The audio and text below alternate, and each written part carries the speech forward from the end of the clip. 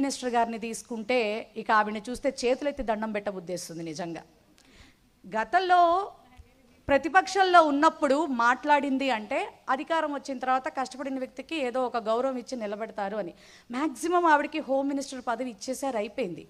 ఆవిడ అడ్మినిస్ట్రేషన్లో ఉన్న విషయం మర్చిపోయి ఇప్పటికీ కూడా జగన్మోహన్ రెడ్డి గారినే తిడతాను, లేకపోతే ఆయన ఏం చేస్తే అది చేస్తాను అంటోందే తప్ప రాష్ట్రంలో ఆడపిల్లల మీద మహిళల మీద ఇన్ని అరాచకాలు, ఇన్ని అక్రమాలు, ఇన్ని అఘాయిత్యాలు జరుగుతూ ఉంటే అదే మేడం, అదే అర్థం కావట్లేదు అసలు. ఆవిడికి పదవి ఎందుకు ఇచ్చారనేది జగన్ గారిని తిట్టడానికి అయితే అధికార ప్రతినిధి తీసుకొని కూర్చోవచ్చు మేడం, పార్టీ పదవి తీసుకోవచ్చు. ఈ దౌర్భాగ్యం ఎందుకు? నిజంగా ఈ సందర్భంగా మన టైంలో పనిచేసిన మేకతోటి సుచరిత గారికి, తానేటి వనిత మ్యామ్కి కూడా మనం హృదయపూర్వక అభినందనలు తెలియచేయాలి. ఆ పదవికి వన్నె తీసుకొచ్చారు. ఎందుకంటే చాలా గౌరవాత్మకంగా ముందుకెళ్ళాం మనం. మన టైం అనేది నిజంగా చంద్రబాబు నాయుడు 40 years ఇండస్ట్రీ అని చెప్పుకుంటారు, కానీ 5 సంవత్సరాల పాలన చేసినటువంటి జగన్మోహన్ రెడ్డి గారిని చూస్తే ఈయనకి ఎందుకంత భయం అనేది నాకు అర్థం కావట్లే. నెక్స్ట్ టైంకి అసలు జగన్ గారు ఉండకుండా చేస్తాడంట. నేను ఇచ్చిన హామీలు నెరవేరుస్తా, ప్రజల్లో ఉన్నటువంటి భయం పోగొడతా, ఆడపిల్లలకి అండదండలుగా నిలబడతా అని మాట్లాడకుండా జగన్ గారిని లేకుండా చేస్తాట. జగన్ గారు దైవాంశ సంభూతుడుగా మనం చెప్పాలి. ఎందుకంటే భగవంతుడి అనుగ్రహంతో పుడినటువంటి ఒక ప్రత్యేకమైనటువంటి వ్యక్తి. ఆయనకి తల్లిదండ్రులన్నా, మహిళలన్నా, అట్లాగే భగవంతుడన్నా చాలా భక్తి. ఆ యొక్క మంచితనంతోనే 5 సంవత్సరాలు కూడా చాలా చక్కని పరిపాలన అందించారు.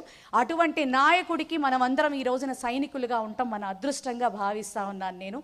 ఈ అరాచక పాలనని, ఈ అకృత్యమైన పాలన 29లో పోవాలని మనస్ఫూర్తిగా కోరుకుంటూ హోమ్ మినిస్టర్ గారి గురించి ఒక చిన్న మాట చెప్తా. 24 గంటలు మన మాజీ ముఖ్యమంత్రి వర్యులు జగన్మోహన్ రెడ్డి గారిని పట్టుకొని ఒక పులివెందుల ఎమ్మెల్యే అంటోంది. పులివెందుల ఎమ్మెల్యే అంటే నీకెందుకంత భయం? రాష్ట్రంలో ఎక్కడికైనా వెళ్ళి ప్రజల పక్షాన నిలబడి మాట్లాడుతూ ఉంటే మరి అక్కడ జరిగిన సిచ్యువేషన్ గురించి మాట్లాడకుండా, అక్కడ ఆయనకి ప్రొటెక్షన్ కల్పించకుండా ఏదేదో మాట్లాడుతుంది ఆవిడే. ఈవిడ పాయకారావుపేట ఎమ్మెల్యే మాత్రమే అనుకుంటోందండి. అందుకే రాష్ట్రంలో ఉన్న సమస్యలు గాలికి వదిలేస్తున్నారు. రాష్ట్రంలో సమస్యలు ఈవిడకి అక్కర్లా. అందుకే జగన్మోహన్ రెడ్డి గారిని తిట్టే పనులు మాత్రమే చేస్తున్నారు వారు. ఈ రోజున రాష్ట్రంలో మహిళలకు జరుగుతున్న అన్యాయాలు చూస్తూ ఉంటే ఇది అన్యాయ పాలన, అక్రమ పాలన అనేటటువంటి మాటలు చాలా చిన్నవైపోతాయి. కీచక పాలన, దుశ్శాసన పాలన అంటే చాలా కరెక్ట్గా ఉంటుంది. మన జగన్మోహన్ రెడ్డి గారి ప్రభుత్వంలో మహిళలు చాలా గొప్పగా చట్టసభల్లో 50% ఆధిక్యతని సంపాదించుకుని ఆ స్థాయికి మనం వెళ్తే, ఈ ప్రభుత్వం వచ్చిన సంవత్సర కాలంలో మళ్ళీ మహిళలందరూ కూడా అన్ని రంగాల్లో ఉన్న మహిళలు కావచ్చు, అలాగే మన బిడ్డలు, ఆడపిల్లలు, చిన్నవాళ్ళు కావచ్చు, 100 సంవత్సరాల క్రితం వంటింటికే పరిమితం అవుదామా అన్న ఇది ఎలా ఉండేదో ఈరోజు ప్రస్తుత ఆడవారి పరిస్థితి ఇంత దారుణంగా ఉంది. ఈ రోజున నిజంగా ఎంత భయంకరంగా అంటే మేడం వాళ్ళు ఆల్మోస్ట్ చెప్పటం జరిగింది.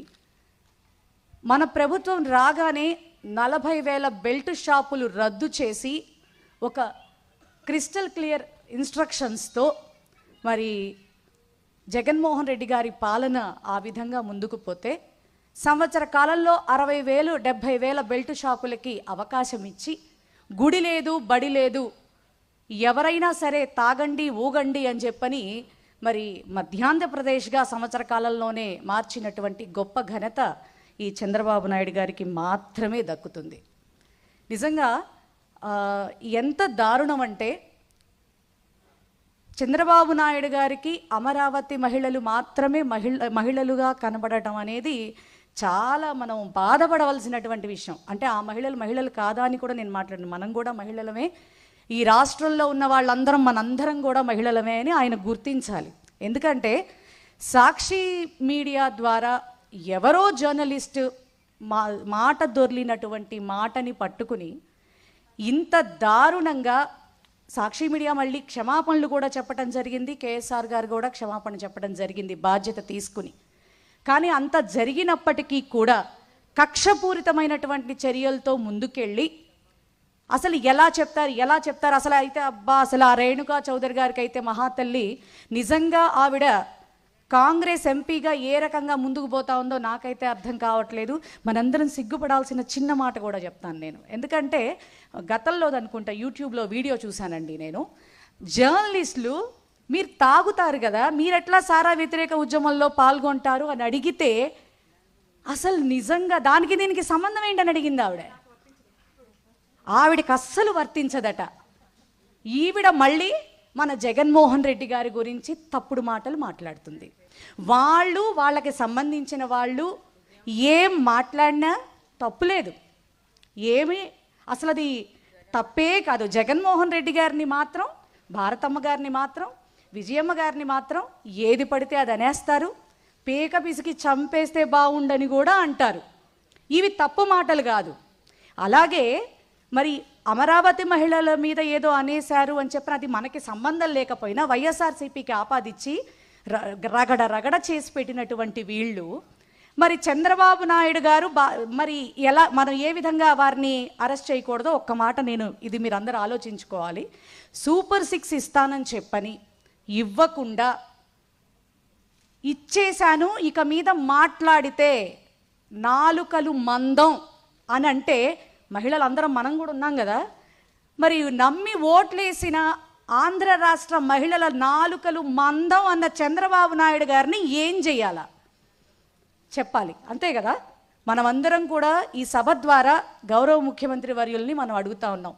మీ వాళ్ళు చేస్తేనేమో, మీ వాళ్ళు మాట్లాడితేనేమో రామాయణ మహాభారత భాగవతాలు, ఎదుటి వాళ్ళు మాట్లాడితేనేమో భూత పురాణాలు.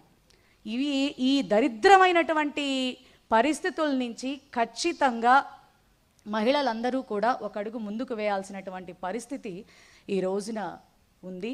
నిజంగా ఎంత బాధాకరం అంటే వీళ్ళ తారతమ్యం చెప్తా ఉన్నా. సోషల్ మీడియాల్ని అడ్డం పెట్టుకుని జగన్ గారిని ఏమైనా అనొచ్చు, భారతమ్మ గారిని ఏమైనా అనొచ్చు. అసలు ఆ చేబ్రోల్ కిరణ్ అనేవాడు, ఆ కిరా కార్పి అనేవాడు, సీమరాజా అనేవాడు రోజమ్మ గారిని కావచ్చు, అట్లాగే భారతమ్మ గారిని కావచ్చు, విజయమ్మ గారిని కావచ్చు. అసలు ఆ సీమరాజా అయితే అసలు మన లక్ష్మీ పార్వతి మ్యామ్ని వారి వయసుకి కూడా గౌరవం ఇవ్వకుండా ఎంత అసహ్యంగా మాట్లాడారు. మరి అవన్నీ మీడియా ఛానల్స్కి కనిపించటం లేదా అని అడుగుతాను. నిజంగా ఈ సందర్భంలో మా సాక్షి యాజమాన్యాన్ని కూడా నిజంగా మనస్ఫూర్తిగా అభినందిస్తా ఉన్నా. ఎందుకంటే ఏబిఎన్ కన్నా, TV5 కన్నా, ఈటీవీ కన్నా విలువలు విశ్వసనీయతతో ముందుకు పోతున్నటువంటి ఛానల్ అని నేను గౌరవంగా చెప్తా ఉన్నాను నేను.